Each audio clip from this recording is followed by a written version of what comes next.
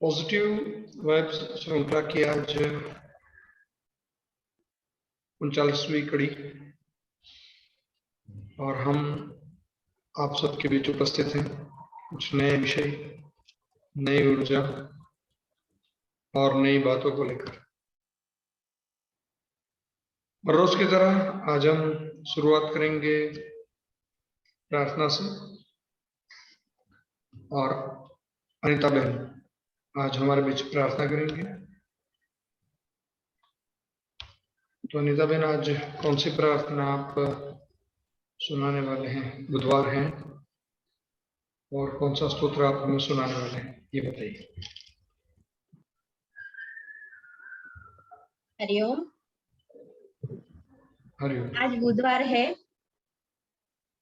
तो आज गोविंद दामोदर स्तोत्र का हम प्रार्थना के स्वरूप में पठन करेंगे। सुखावशाने दमेव सारं दुःखावसाने दमेव गेयम् देहावसाने दमेव चाप्यम् गोविन्द दामोदर माधवेति गोविन्द दामोदर माधवेति।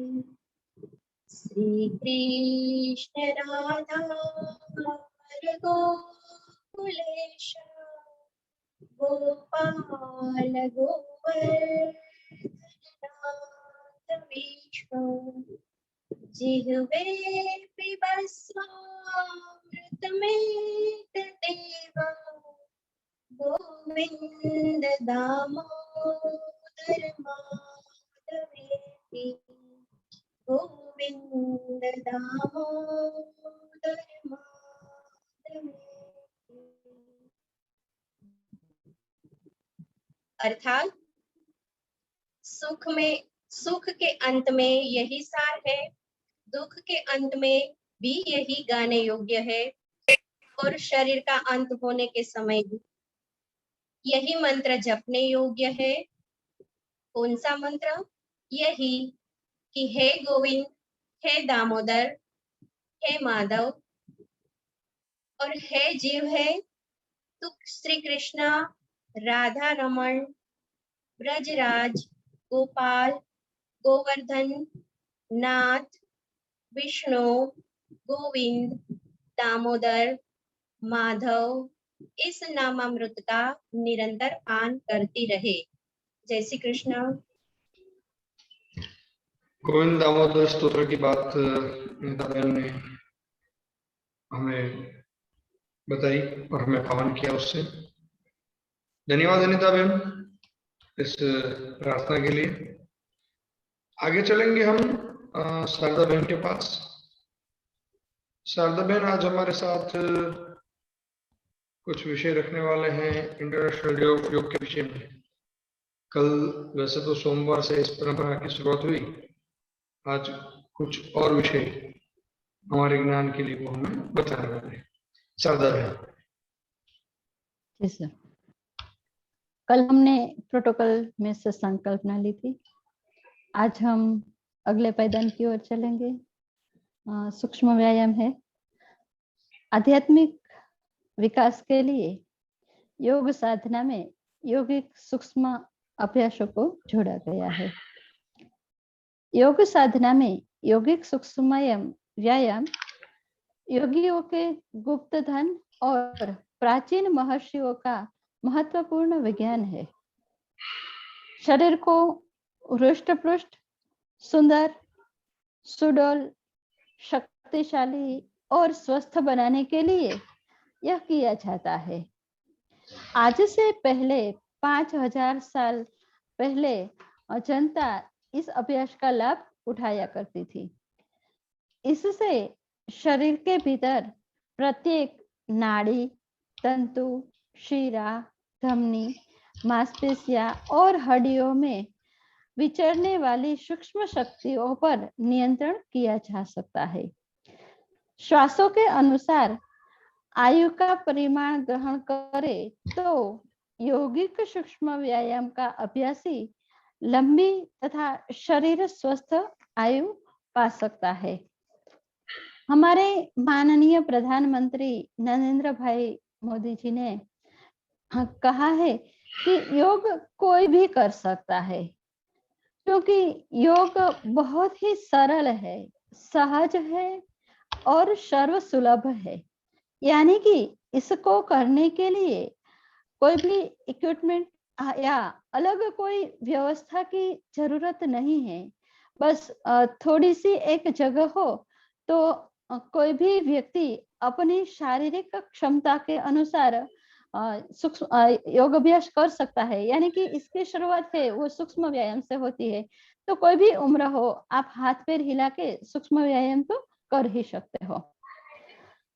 योग में उम्र, लिंग, जाति, पंथ, धर्म और राष्ट्र के बंधनों की सीमाओं से यह परे है। यानी कि कोई भी व्यक्ति हो, कहीं भी हो, अपने देश में हो या कोई भी जगह पे रह सकते हैं, वो सबके लिए योग का करने के लिए सबको करना चाहिए। जो अपनी शारीरिक क्षमता के अनुसार करे वो सब लोग कर सकते हैं। जैसे हम बाहर से आते हैं और हाथ मुंह धोए तो एक नई अलग ताजगी का एहसास कर सकते हैं। इसी तरह हम यदि सूक्ष्म व्यायाम करें, थोड़ा हाथ पैर हिला ले और सांसों के साथ इस क्रियाओं को करें, तो हमारे भीतर एक अनोखी ताजगी महसूस होती है। तो सूक्ष्म व्यायाम कर ले, थोड़ा प्राणायाम कर ले और इन सभी क्रियाओं को श्वास प्रश्वास के साथ रिलेटेड करके करे तो मानसिक तनाव से हम स्वस्थ हो सकते हैं और एक नई ताजगी की अनुभूति कर सकते हैं। हमारे प्रोटोकॉल के अंदर रखे गए यौगिक सूक्ष्म व्यायाम कुछ इस तरह से है: ग्रीवा संचालन, स्कंध संचालन, कटी संचालन और घुटना संचालन। इन सभी क्रियाओं को लाभ क्या है जो इसे हम नियमित रूप से करते हैं, तो इनसे हमें क्या लाभ प्राप्त होता है। इस क्रियाओं का अभ्यास करने से हड्डियां, मांसपेशियां और स्कंध क्षेत्र की तंत्र की तंत्रिकाएं स्वस्थ रहती है। यह योग अभ्यास गर्दन की रीढ़ की हड्डी यानी सर्वाइकल स्पॉन्डिलाइसिस जैसी बीमारियों से दूर रखता है और स्कंध संचालन में आने वाली रुकावट से छुटकारा मिलता है तथा शरीर को आसनों के लिए तैयार करता है। सूक्ष्म व्यायाम को इसीलिए सबसे पहले रखा जाता है क्योंकि सूक्ष्म व्यायाम के बाद स्थूल व्यायाम और आसनों का अभ्यास होता है, तो इनके लिए हमारा शरीर है वो पूर्णतः तैयार होता है। तो ये थोड़ी बहुत जानकारी थी सूक्ष्म व्यायाम के बारे में जो हमारे प्रोटोकॉल में दी गई है। धन्यवाद। धन्यवाद शारदा बहन। महाभारत काल से चली आ रही है जो परंपरा है योग की, नाम से तो योगिक सूक्ष्म व्यायाम बहुत इतनी परंपरा नहीं लगती है, मगर उसका उल्लेख महाभारत तक से है। इतनी पुरातन विद्या आज फिर से हम जागरूक हो उसको ध्यान में रखते हुए प्रोटोकॉल में उसको जोड़ा गया है। बहुत बहुत धन्यवाद शारदा बहन आपका भी। आगे चलेंगे हम भगवद गीता ज्ञान की तरफ। नजीमा बहन हमारे साथ जुड़े हुए हैं और नजीमा बहन आज हमें चर्चा देगी कौन सा श्लोक आप सुनाने वाले हैं, क्योंकि योग परंपरा में हम शिक्षा अध्याय भी देख रहे हैं। ओम जय श्री कृष्ण। मैं आज गीता जी के 6ठे अध्याय का 5वां और 6ठा श्लोक अनुपठन करूंगी। उद्धरेदात्मनात्मानं नात्मानं अवसादयेत् आत्मैव यात्मनो बन्धुर् आत्मैव रिपुरात्मनः बन्धुरात्मा आत्मनस्तास्य येनात्मैवात्मना जिता अनात्मनस्तु शत्रुत्वे वर्तेतात्मैव शत्रुवत्। अर्थात अपने द्वारा अपना संसार समुद्र से उद्धार करे और अपने को उद्गति में डाले, क्योंकि यह मनुष्य आप ही तो अपना मित्र है और आप ही अपना शत्रु है। जिस जीवात्मा द्वारा मन और इंद्रियों से सहित शरीर जीता हुआ है, उस जीवात्मा का तो वह आप ही मित्र है, और जिसके द्वारा मन तथा इंद्रियों सहित शरीर नहीं जीता गया है, उसके लिए वह आप ही शत्रु के सदृश शत्रुता में बरताता है। Thank you. ओम। बहुत अच्छी बात बताई नजमा बहन आपने। ये विषय भगवान बुद्ध ने भी शायद यहीं से लिया होगा। अपदिप भोग का विषय है और हम ही हमारे लिए सब कुछ करें, ये विषय बहुत बार बताया गया है। हमारे शास्त्रों में सभी जगह पे कहा गया है। हम ब्रह्मास्मि कहा गया है, तत्वमसि कहा गया है, बहुत सारे शब्द भी हमारे लिए खुद के लिए उपयोग कर रहे हैं। तो यही विषय और स्पष्टता से और सरलता समझाने का प्रयास भगवद गीता में हुआ है। धन्यवाद नजीमा पे ये विषय लाने के लिए। आगे बढ़ते हैं हम हमारी पॉजिटिव क्वारंटाइन स्टोरी की तरफ। आज पारुल बेन हमारे मेहमान हैं और वो हमारे साथ उनकी पॉजिटिव क्वारंटाइन स्टोरी शेयर करने वाले हैं। मगर पहले मैं अमी बहन से कहूँगा कि पारुल बहन का परिचय करवाएं और बाद में हम उनसे पॉजिटिव क्वारंटाइन स्टोरी सुनेंगे। अमी बहन। जी सर, आज हमारे साथ पॉजिटिव क्वारंटीन श्रृंखला में जुड़ी हुई है श्रीमती पारुल भट्ट। पारुल जी स्वभाव से अत्यंत शांत और सरल है और उन्होंने एमटेक किया हुआ है, very large scale integration in system design. वे आकाशवाणी राजकोट में एज कैजुअल अनाउंसर के तौर पर अपनी सेवाएं दे रही है और आरके यूनिवर्सिटी में पिछले 12 सालों से अध्यापन करवा रही है। अपने फ्री समय में उन्हें ड्राइंग करने का, अलग अलग जगहों पर घूमने का और एक बहुत ही बेहतरीन शौक जो सभी महिलाओं का होता है, शॉपिंग का उनको बहुत ही शौक है। तो आइए सुनते हैं पारुल जी से उनके दिल की बात। पारुल जी।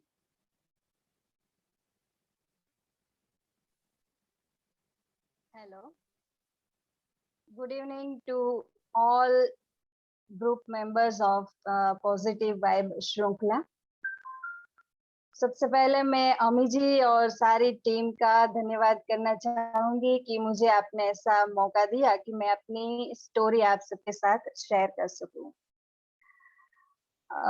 मुझे कोरोना जो है वो 9 अप्रैल को हुआ था, मीन्स उसी दिन मेरा रिपोर्ट पॉजिटिव आया था। पॉजिटिव जैसे ही रिपोर्ट आया तो पहले तो मुझे ऐसा लगा कि दूसरी मुझे कोई भी फिक्र नहीं थी, पर मुझे सबसे बड़ी फिक्र जो थी वो अपनी बेटी की थी कि वो छोटी है और मेरे बिना वो कभी भी अकेली रही नहीं है, तो आइसोलेशन जो पीरियड होता है वो बहुत ही डिफिकल्ट होने वाला है। पर दूसरे ही पल मैंने अपना मन बना लिया कि अब अरे उसी के लिए तो अच्छा जल्दी से होना है। तो फिर मैंने अपना मन जो है उसे स्ट्रॉन्ग बना लिया और सुबह और शाम को कुछ एक्सरसाइज, योगा, मेडिटेशन वो भी स्टार्ट किया। और साथ ही साथ में एक जो बात मुझे बहुत दिनों से मेरे माइंड को अफेक्ट कर रही थी वो थी कि मैं है ना कुछ अपने मोबाइल पे न्यूज़पेपर ऐप जो होती है वो बहुत पढ़ा करती थी, कंटिन्यूअसली उसकी अपडेट आती थी और वो मुझे पढ़ने का बहुत ही शौक भी था।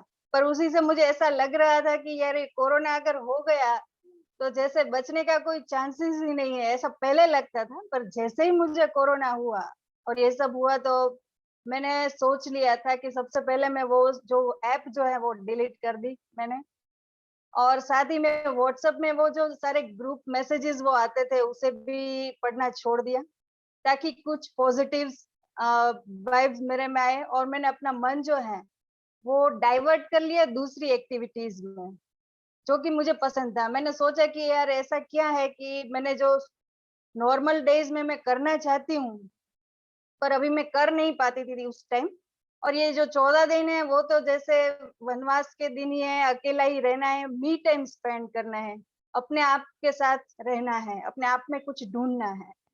तो मैंने सबसे पहले सोचा कि यार मुझे कैनवास पेंटिंग बहुत करने का शौक था पर वो कर नहीं पा रही थी, ड्राइंग बना लेती हूँ। तो सबसे पहले मैंने उसके कुछ वीडियोस देखे और फिर कैनवास पेंटिंग भी बनाई, और उसमें मुझे बहुत मजा आया, मेरा अच्छा से टाइम स्पेंड हो गया। फिर बाद में उसी के साथ मैंने कुछ मेरे जो फेवरेट सीरियल्स मूवीज थे वो भी देखे, उसमें भी मुझे मजा आया और मेरा टाइम स्पेंड हुआ। मैं दूसरी एक्टिविटी करी ताकि मैं अपने ये जो कोरोना वाले जो मैसेजेस है और उसकी जो बात है वो मेरे मन से निकल जाए।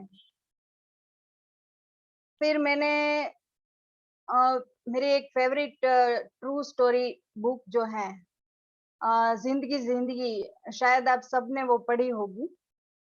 उसमें ऐसे समय में कैसे हिम्मत से अपने आप को बाहर लाना है, वो हमें अच्छी सीख दी जाती है उसमें। तो मैंने वो पढ़ी, मुझे उसमें मजा आया। और साथ ही में एज अ टेक्निकल पर्सन मैं इंजीनियरिंग में पढ़ा रही थी, तो मुझे टेक्निकल जो है उसका भी बहुत शौक है।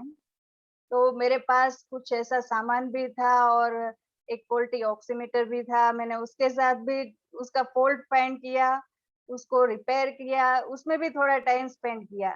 और इन सभी चीजों में मुझे जो है वो मेरे परिवार का साथ बहुत ही मिला। मेरे हस्बैंड, मेरे इन-लॉज, मेरी डॉटर, सभी ने मेरा पूरा साथ दिया, और 14 दिन वो जो है वो पूरे हो गए, और मैं अच्छे से रिकवर कर पाई। आप सबने मेरी ये स्टोरी सुनी, इसलिए मैं आप सबका धन्यवाद करना चाहूंगी। थैंक यू कि मुझे आपने ऐसा आभार कि आपने मुझे ऐसा मौका दिया कि मैं आपके साथ ये शेयर कर सकूं। आभार। धन्यवाद पारुल बेन, आपने बहुत सरल शब्दों में और बहुत क्या कहते हैं, शॉर्ट एंड स्वीट, ये आपने अपने विषय को रखा। मगर उसमें काफी सारी बातें हैं कि जो ध्यान देने योग्य है कि कैसे कैसे छोटे चीजों को हम जोड़ सकते हैं हमारे साथ, कि एक ऑक्सीमीटर को खोल देना या ये सारी चीजें भी करना। तो ये सारी चीजें भी बहुत महत्वपूर्ण रहती है कि वो आप उस तरह से अपने आप को एंगेज रखें, और एंगेज रखें या माने कि आप अपने आप को, और जब उसमें जोड़ते हो, जब तक वो नहीं होगा तब तक आप उसके लिए पॉजिटिव बने रहोगे। तो ये भी एक बहुत बड़ी बात रहती है कि इस तरह से अलग अलग विषयों को लेकर आपने अपने आप को एंगेज रखा। बहुत बहुत धन्यवाद आपका कि आप पॉजिटिव वाइब्स श्रृंखला में आए और अपनी बात रखी हमारे बीच। आगे चलेंगे हम हमारी श्रृंखला के अगले पायदान में, जो है हमारी मॉरल स्टोरी की तरफ। तो हमें बहन कुछ स्टोरी आज आप सुनाने वाले हैं, ये बताइए। आज जो मैं स्टोरी सुनाने वाली हूँ, ऐसा कहते हैं कि ये एक रियल स्टोरी है, और हो भी सकती है। अगर मैंने भी इसे पढ़ा तो मुझे भी लगा कि हाँ ये स्टोरी रियल शायद हो सकती है। तो एक बूढ़ा आदमी था और उसका मृत्यु का समय निकट आ गया था। तो उसे अपने पुत्र धनपाल को बुलाया और कहा कि बेटा, मेरे पास धन संपत्ति नहीं है कि मैं तुम्हें विरासत में कुछ दे सकूं, पर मैंने जीवन भर सच्चाई और प्रामाणिकता से काम किया है। तो मैं तुम्हें आशीर्वाद देता हूं कि तुम जीवन में बहुत सुखी रहोगे, और धूल को भी हाथ लगाओगे तो वो सोना हो जाएगी।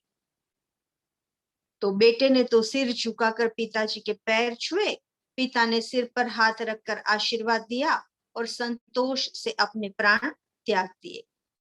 अब घर का खर्च बेटे पर आ पड़ा और उसने छोटी सी एक ठेला गाड़ी आती है जो, उससे अपना व्यापार शुरू किया। धीरे धीरे उसका व्यापार बढ़ने लगा तो उनकी जो है तरक्की भी होने लगी और नगर के सभी संपन्न लोगों में उनकी गिनती होने लगी थी और उसको विश्वास था कि ये सब मेरे पिता के आशीर्वाद से ही हुआ है, क्योंकि जीवन में उन्होंने बहुत दुख उठाए थे, कभी धैर्य नहीं छोड़ा था, श्रद्धा नहीं छोड़ी थी, प्रामाणिकता नहीं छोड़ी थी, इसीलिए उनकी वाणी में बल था, ऐसा वो धनपाल था, वो मानता था। और वो ऐसा भी सभी से कहता रहता था कि भाई मैं मेरे पिता के आशीर्वाद की वजह से ही खुश हूँ और सुखी हूँ। उसके मुंह से बार बार यही बात, वो सबको यही कहता था कि ये जो कुछ है वो मेरे पिता के आशीर्वाद से थे। तो एक दिन उसका एक मित्र था, उसने पूछा कि तुम्हारे पिता में इतना बल था तो वो स्वयं संपन्न क्यों नहीं हुए, स्वयं सुखी क्यों नहीं हुए? तो धर्मपाल ने कहा कि मैं पिता की ताकत की बात नहीं कर रहा हूं, मैं उनके आशीर्वाद के ताकत की बात कर रहा हूं। इस प्रकार वह बार बार पिता के आशीर्वाद की बात सबको कहता रहता और सबने अब उसका नाम बाप का आशीर्वाद ऐसा ही रख दिया। कोई भी उसे धनपाल के नाम से नहीं बुलाता था और धनपाल को भी इससे कोई फर्क नहीं पड़ता था, उसे बुरा नहीं लगता था। वो तो और भी ज्यादा खुश होता था कि कहता था कि हाँ, जो कुछ है वो मेरे पिता के आशीर्वाद का फल है। ऐसा करते करते कई साल बीत गए और वो विदेश में भी व्यापार करने जाने लगा था। तो एक बार उसको ऐसा मन में विचार आया कि मैंने बहुत कमाया, तो अब मुझे देखना है कि जब मैं नुकसान करता हूँ तो मुझे नुकसान करना है और उसका भी अनुभव करना है। तो उसने अपने एक मित्र से पूछा कि भाई ऐसा कोई व्यापार बताओ कि जिसमें मुझे नुकसान ही नुकसान हो। तो सबको लगा कि इसको तो पैसों का घमंड आ गया है, तो इससे तो ऐसा धंधा बताए कि पूरा नुकसान हो जाए, पूरा इसका धनोत हो जाए। तो उसने बताया कि तुम भारत में से लौंग खरीदो और अफ्रीका के जांजिबार में जाकर उस लौंग को बेचो। धर्मपाल को तो ये बात ठीक लगी, क्योंकि जांजिबार तो लौंग का ही देश है, वहां से लौंग पूरी दुनिया में आते हैं और लोग उनको 10-12 गुना भाव में बेचते हैं। तो वो चलो ठीक है, ये नुकसान का धंधा मैं करके देखता हूँ। तो उन्होंने भारत में से बहुत सारे लौंग खरीदे और निकला जहाज लेकर। जंजीबार पहुंचता है, बंदर पर उतरता है, तो जंजीबार में तब एक सुल्तान का राज्य था। धर्मपाल जहाज से उतरता है और लंबे जो रेत का लंबा रास्ता था उस पर वो चलता जा रहा है कि चलो मैं यहाँ के व्यापारियों को मिलूंगा।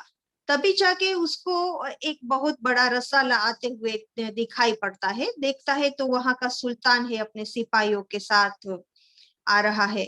तो सुल्तान ने भी उसको देखा और परिचय पूछा कि भाई कौन हो तुम? तो उसने कहा कि मैं भारत के गुजरात का एक व्यापारी हूँ और यहाँ पर मैं व्यापार करने आई हूँ।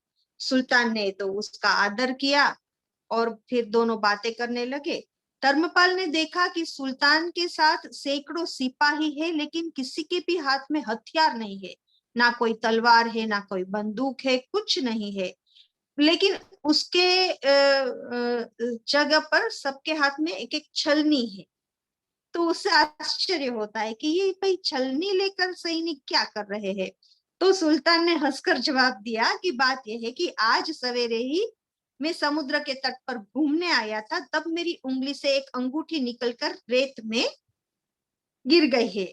अब रेत में कहाँ गिरी वो तो मुझे पता नहीं, तो इसलिए मैं सैनिकों को साथ में लेकर आया हूँ छलनियों के साथ कि ये रेत छान कर मेरी अंगूठी को ढूंढ पाएंगे। तो धर्मपाल ने कहा कि अंगूठी तो आपकी बहुत महंगी होगी। सुल्तान ने कहा नहीं भाई, इससे भी अधिक बहुत सारी अंगूठियां मेरे पास है, लेकिन ये जो अंगूठी है ये एक फकीर का आशीर्वाद है, इसीलिए मैं उसे खोना नहीं चाहता। तो इतना कहकर सुल्तान ने फिर से पूछा कि बोलो सेठ, अब तुम भी बताओ कि क्या माल लेकर आए हो तो हम भी उसे खरीद ले। तो धर्मपाल ने कहा मैं तो लौंग लेकर आया हूँ। सुल्तान के तो आश्चर्य का ठिकाना नहीं रहा। ये तो लौंग का ही देश है, सेठ यहाँ लौंग बेचने आए हो? ऐसी सलाह, आपका जरूर कोई शत्रु होगा जिसने आपको ऐसी सलाह दी कि आप यहाँ आकर लौंग को बेचे। तो धर्मपाल ने कहा कि ऐसा तो नहीं है, लेकिन मुझे देखना था कि यहाँ भी मैं मुनाफा कर पाता हूँ या नहीं। क्योंकि मेरे पिता का आशीर्वाद है कि आज तक मैंने जो भी कुछ धंधा किया उसमें मैंने मुनाफा ही मुनाफा पाया हुआ है, कभी नुकसान नहीं किया है। तो मैं देखना चाहता हूँ कि उनके आशीर्वाद का फल यहाँ भी मुझे मिलता है कि नहीं। सुल्तान ने पूछा, पिता का आशीर्वाद, इसका क्या मतलब? तो फिर वो बताता है पूरी बात कि मेरे पिता ऐसे प्रामाणिक थे, ये थे वो थे, और वो मरते वक्त उन्होंने मुझे ये वरदान दिया हुआ था, तो और आशीर्वाद भी दिया हुआ था कि तुम धूल को भी छुओगे तो वो सोना बन जाएगी। ऐसा कहते हुए धर्मपाल ने एक मुट्ठी भर के रेती नीचे से उठाई और ऐसे हाथ से गिराई, तो रेती नीचे गिर गई और रेती के साथ एक चकमकाती हुई अंगूठी भी गिर गई। सुल्तान के तो आश्चर्य का पार न रहा। उसके हाथ में एक रत्न जड़ित अंगूठी को देखकर सुल्तान ने कहा कि वाह, खुदा की करामत का भी कोई पार नहीं, और आपके पिता के आशीर्वाद को उन्होंने सच्चा कर दिया। धर्मपाल कहता है कि फकीर के आशीर्वाद को भी परमात्मा सच्चा ही करता है। अब सुल्तान खुश हुए, धर्मपाल को गले लगाया कि मांग सेठ, आज तू जो मांगेगा मैं दूंगा। धर्मपाल ने कहा कि आप 100 वर्ष तक जीवित रहो और प्रजा का अच्छी तरह से पालन करो, प्रजा सुखी रहे, इसके अलावा मुझे कुछ नहीं चाहिए।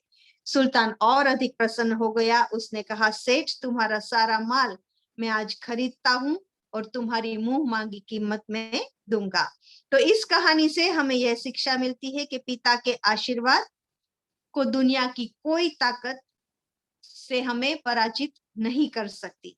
माता और पिता की सेवा का फल निश्चित रूप से हमें मिलता है। आशीर्वाद जैसी बड़ी कोई संपत्ति नहीं। बालक के मन को जानने वाली माँ और भविष्य को संवारने वाले पिता, यही दुनिया के 2 महान ज्योतिष है।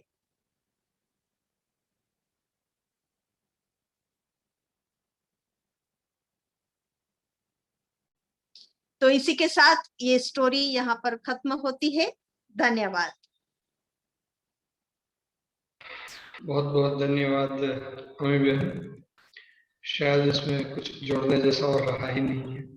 बहुत मातृदेव भव और पितृदेव भव के जो संकल्पना लेकर हम चलते हैं भारतवर्ष में, उस संकल्पना को साकार करती हुई ये मॉरल स्टोरी थी। ठीक है, ये तो एक कहानी के रूप में हमने परीक्षा की। बाकी अगर परीक्षा नहीं भी करते हैं तो भी ये सनातन सत्य है कि माता पिता के आशीर्वाद कभी भी विफल नहीं जाते हैं। अगर वो मुंह से ना भी बोले, जरूरी नहीं है कि वो आशीर्वाद दें, वो कुछ ना भी बोले ना, तो भी उनके आशीर्वाद सदैव हमारे साथ जुड़े ही रहते हैं और सदैव हमारे एक क्या कहते हैं, वरिष्ठ ऊर्जा की तरह वो हमारी रक्षा करते हैं। बहुत बहुत धन्यवाद आपका। आपने एक अच्छा सा विषय लेकर आज स्टोरी सुनी। तो ये थी आज की हमारी पॉजिटिव वाइब्स श्रृंखला की कड़ी। आगे चलेंगे हम शांति मंत्र की तरफ। विश्व कल्याण की भावना को साथ में रखते हुए हम शांति पाठ करेंगे और अनिता बहन हम सबको शांति मंत्र का पाठ करवाएंगे।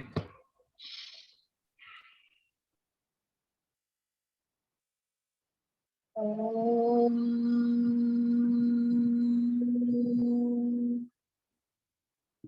सर्वे भवन्तु सुखिनः, सर्वे सन्तु निरामयाः, सर्वे भद्राणि पश्यन्तु, मा कश्चित् दुःखभाग् भवेत्। ॐ शान्तिः शांति शांति।